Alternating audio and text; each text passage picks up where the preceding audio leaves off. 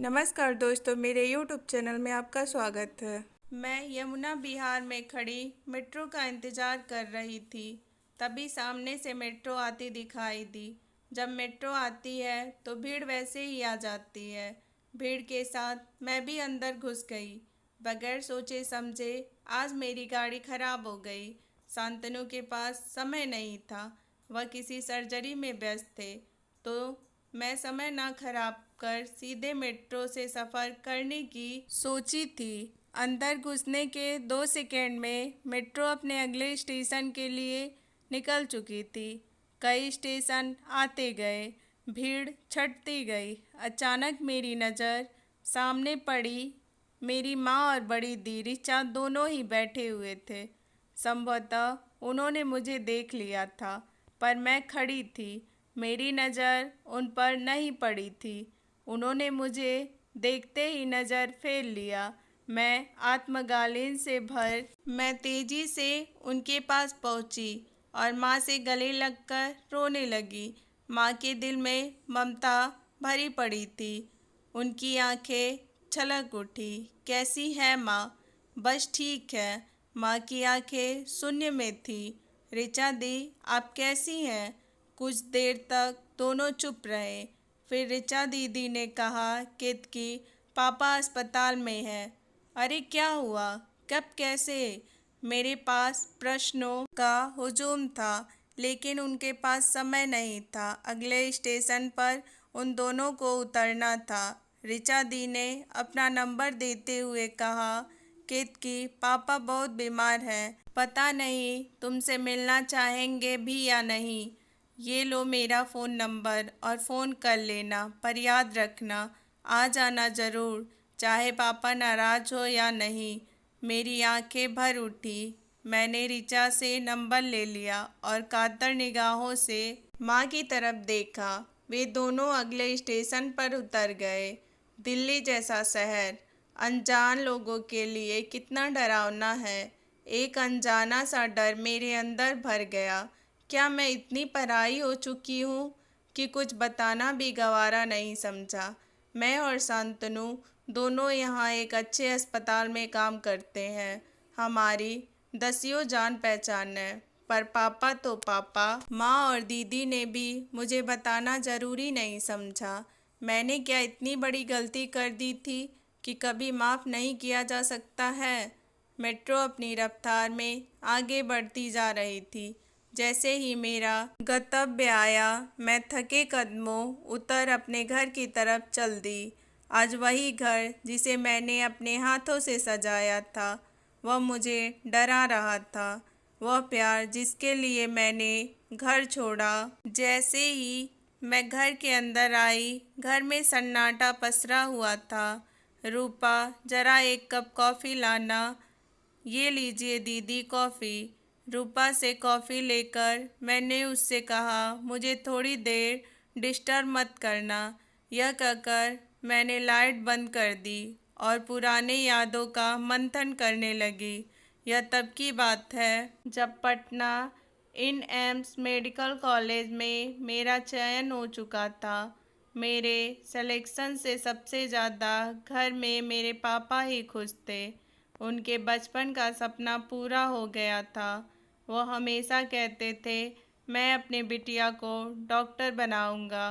उनके सपने तब कुचले गए जब मैंने अपने जीवन साथी के रूप में शांतनु को पसंद कर लिया था।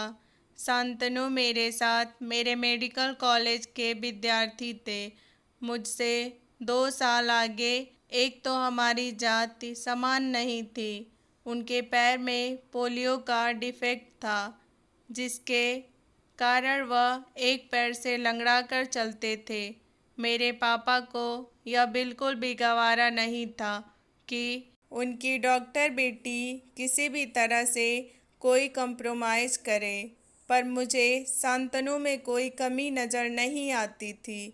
जब मेरी मेडिकल की पढ़ाई पूरी हो गई, तब पापा ने अपने पसंद से मेरी शादी तय कर दी। मैं गुस्से में हमेशा के लिए घर छोड़कर ही निकल आई थी। पापा ने भी उतने ही गुस्से में कहा था, मेरी मर्जी से नहीं चलोगी तो मेरे घर के दरवाजे तुम्हारे लिए हमेशा के लिए बंद हैं। मैं भी अपनी अकड़ में घर से निकल गई। शांतनु अपने दोनों बाहें फैलाकर मेरा इंतज़ार कर रहे थे। हम दोनों ने मंदिर में बहुत ही सादगी से विवाह कर लिया और अपने घर गृहस्थी की बुनियाद रखी। शांतनु एक बड़े अस्पताल में कार्यरत थे, इसलिए मुझे नौकरी में कोई दिक्कत नहीं हुई। उन्हीं के सिफारिश पे उनके अस्पताल में मुझे अच्छी तनख्वाह में रख लिया। शादी के 2 साल मैंने 2 जुड़वा बच्चे को जन्म दिया। इन सब में शांतनु ही अकेले मेरे साथ खड़े रहे। घर गृहस्थी की गाड़ी चलने लगी। 2 बच्चों को पालना, घर अस्पताल के चक्कर में जब भी कभी घर की याद आती तो घर के दरवाजे बंद मिलते थे। गलती से कभी कभार ऋचा दी फ़ोन कर लिया करती थी, लेकिन धीरे धीरे वह भी कम होता गया। पता ही नहीं चला इतना लंबा समय कैसे बीत गया। मैं अपराध बोध से भर उठी। सामने रखी हुई कॉफ़ी ठंडी हो चुकी थी। अचानक ही मैंने कंधे पर किसी का स्पर्श महसूस किया। पीछे शांतनु थे। इतने अंधेरे में बैठकर क्या कर रही हो?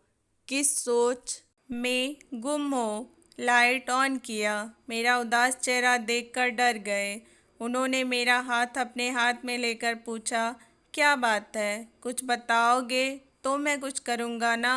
शांतनु, पापा दिल्ली में हैं और किसी अस्पताल में एडमिट हैं। क्या? शांतनु हैरान हो गए। और तुम यहाँ बैठी हो? तुम्हें इस समय पापा के पास होना चाहिए था। शांतनु, मैंने सिर झुका लिया। मुझे पापा को फेस करने की हिम्मत नहीं है। क्या बात कर रही हो? किस बात पर शर्मिंदा हो? हम दोनों हस्बैंड वाइफ हैं। कोई पाप नहीं किया हमने। तुमने अपने पसंद से शादी की है। इस पर तुम्हें गर्व होना चाहिए, ना कि शर्म आनी चाहिए। चलो अभी चलो। पर अभी आप थक कर अस्पताल से आए हो।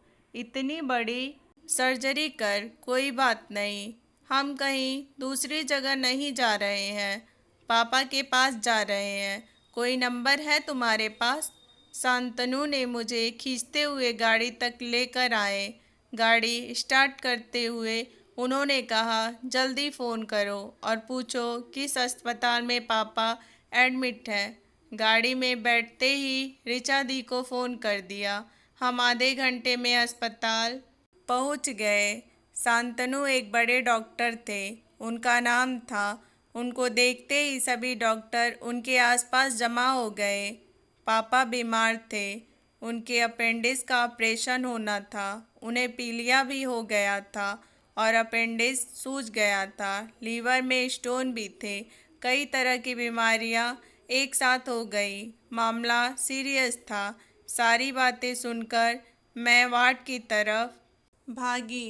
पापा निराश आंखों से शून्य को घूर रहे थे। पापा पापा कहते हुए मैं वार्ड में घुस गई। मेरी आंखों से आंसू बह रहे थे। पापा की आंखें मुझे देखते ही बहने लगी। पापा, मुझे माफ़ कर दीजिए। मैंने बहुत बड़ी गलती की है। नहीं बेटा, तुमने कोई गलती नहीं की। तुमने बिल्कुल सही किया। कांपते हुए होठों से पापा ने कहा। पीछे पीछे शांतनु अंदर आ रहे थे। उन्होंने भी हाथ जोड़कर कहा, पापा, हम लोगों को माफ़ कर दीजिए। हम दोनों अपनी जवानी के रौब में बह गए थे। पापा ने दोनों हाथों से आशीर्वाद देते हुए उठाया, पर मुंह से बोल नहीं पाए। उनकी आंखें बह रही थी और ओठ थरथरा रहे थे। कमरे में सिर्फ सिसकियां गूंज रही थी, लेकिन मुझे तसल्ली थी कि पापा ने मुझे माफ़ कर दिया। दोस्तों, आपको ये कहानी कैसी लगी? कमेंट बॉक्स में ज़रूर बताएं। वीडियो को लाइक, शेयर और सब्सक्राइब करें। Thank you.